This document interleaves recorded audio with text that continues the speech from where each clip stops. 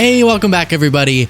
Let's start with something that'll feel a little bit icky. Before I show it to you, the concept of being able to see and read the stream of consciousness from our oligarchs is weird. It's just strange. It shouldn't be this way. I feel like you imagine the most powerful, wealthy people in the world just kind of off doing the things, conniving behind the scenes, enriching themselves. But being able to realize how immature and strange many of them are, something we've talked about a lot, is unsettling. It's weird to know that we're going to be, and are already, lorded over by people who in many ways are just children who happen to be nearly trillionaires, Doesn't seem right. And this is a really good example of that. Elon Musk just posts. I saw some outlet that tried to track when he was posting and how much he was posting. It's not normal. It's not acceptable. I think if this were your kid, you would be saying, you need to stop. You're addicted to these algorithms. And you're spending all day posting about conspiracy theories. And he's been caught in the matter of 24 hours lying about a bazillion things. This is not lying. This is just him being a creep. So there was some account that posted about someone named Audrey Morris, who is at risk, I guess, of being deported from Denmark. And he wrote, Denmark wants to deport Audrey, who has lived here since she was a child, is a model student, and has never committed a crime. Meanwhile, we essentially never deport violently criminal third worlders. Our system is nonsensical, harmful, and shameful. So you might think that Elon would respond, hey, this is an interesting example from Denmark of what I don't hear him speaking out against, which is people who've lived, in our case, in the United States their whole life, who have planted roots and have been productive in every way, are being grabbed up. He didn't use this as a chance to draw that parallel and say, hey, that's bad, right? Well, look at what the US is doing. No, instead he said 8 or above level hotness should get an exemption, discussing this Audrey person that you see on screen. And if you look at the article that's cited, she's 18 years old. So if you'll take that down, Jaden, let's just see. Elon age 54. So 54-year-old Elon is saying that this Audrey individual should get an exemption from deportation because she's 8 or above hotness. 18-year-old. We have the person who's likely going to be the first trillionaire. Is he already? I don't know. Close to it. Going to be. Commenting on a teenager's hotness. Hear it again. The trillionaire who has more control over our lives than so many of us collectively have over our government needs us all to see him commenting on the beauty of an 18-year-old, a teenager.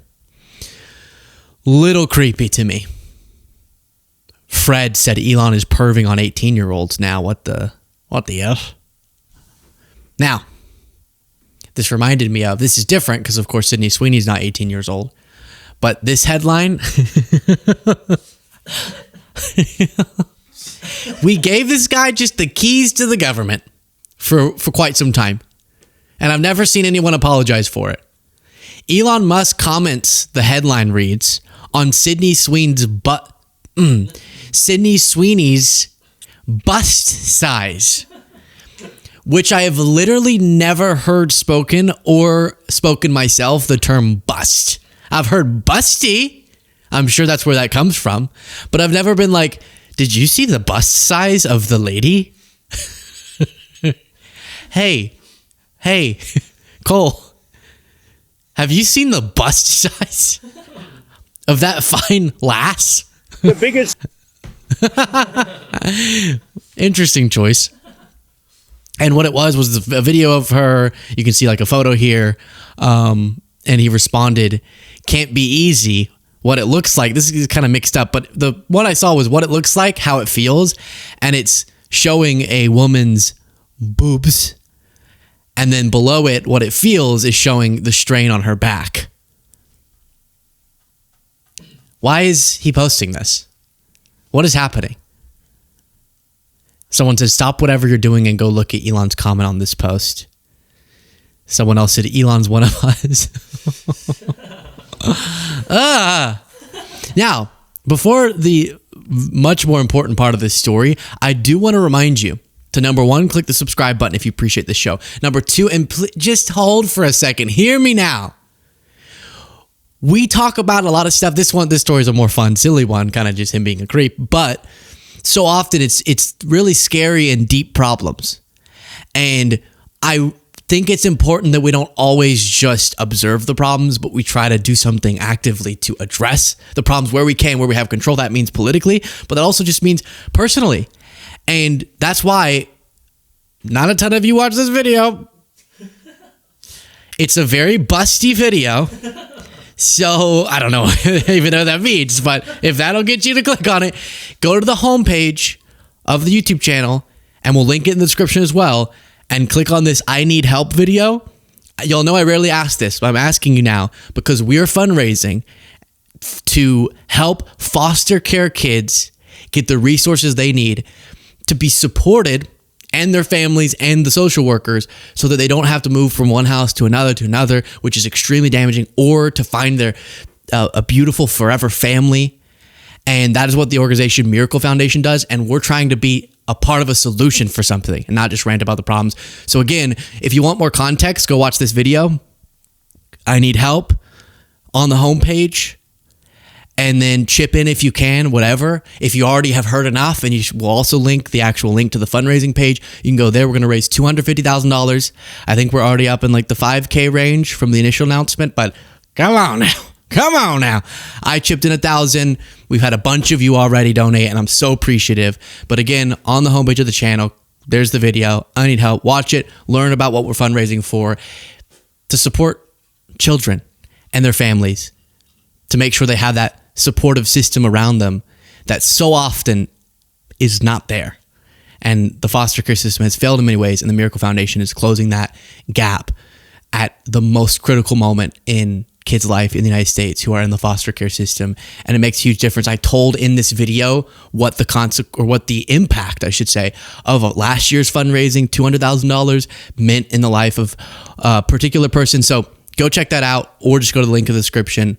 Click on the video or click on the fundraising link if you've already heard enough. As we move forward, though, here is Bernie Sanders talking about Elon Musk and saying that he does not think...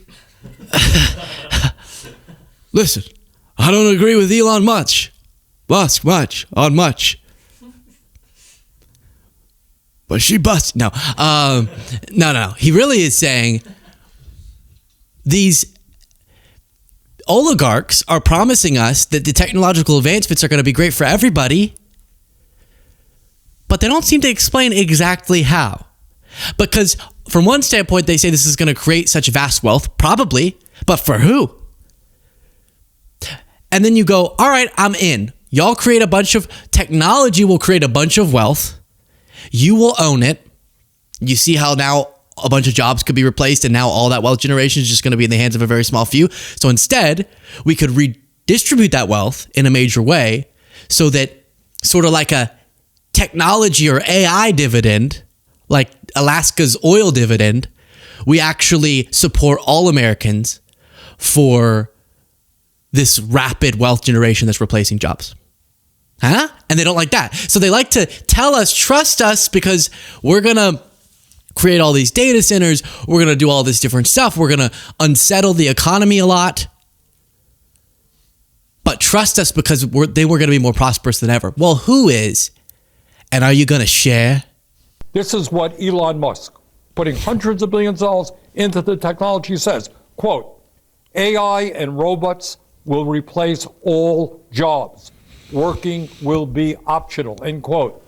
Bill Gates, hundreds of billions of dollars into this technology, quote, humans won't be needed for most things.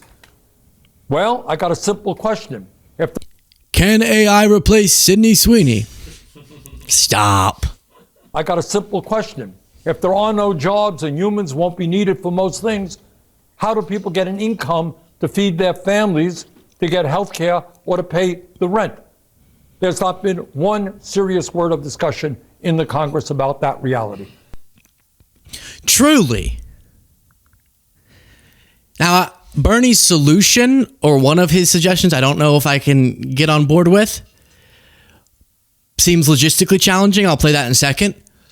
But the broader diagnosis of, no, we're not going to trust you that completely upending our economy through this AI AI bubble, that it's all going to work out in the end because we're going to have robots and automated everything that's going to do every job Tesla for everything and make life easy and smooth. Well, where are you going to get the food for the money for food? Excuse me.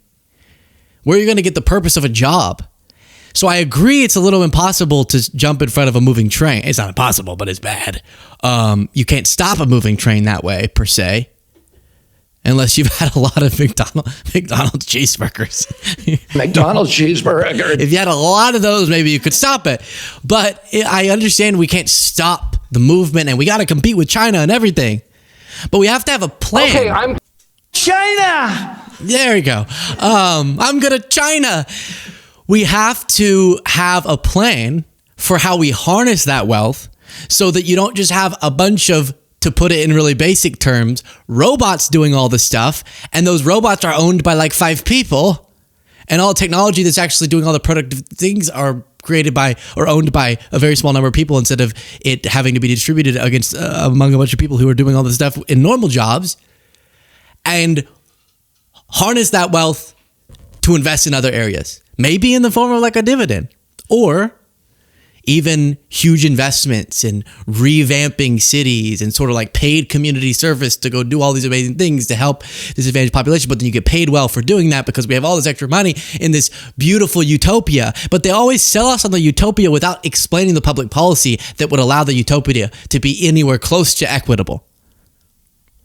You hear me? But then this was Bernie's suggestion. Data centers sprouting all over the country, raising electric bills for people in the communities, etc. I think we need to be thinking seriously about a moratorium on these data centers. Frankly, I think you got to slow this process down. It's not good enough for the oligarchs to tell us it's coming, you adapt. What are they talking about? They're going to guarantee health care to all people? What are they going to do when people have no jobs? What are they going to do? Make housing free? So I think we need to take a deep breath, and I think we need to slow this thing down. One way to do it would probably be a moratorium on data centers. The CEOs would. We're going to need, I think that sounds to me logistically implausible, but regardless, we're on the edge of a cliff here. And I agree. Do I fantasize sometimes about every difficult job can be filled by something that's automated and we just kind of only do the stuff that we want to do, but all of the factory stuff and the building stuff and the stuff is all powered by AI?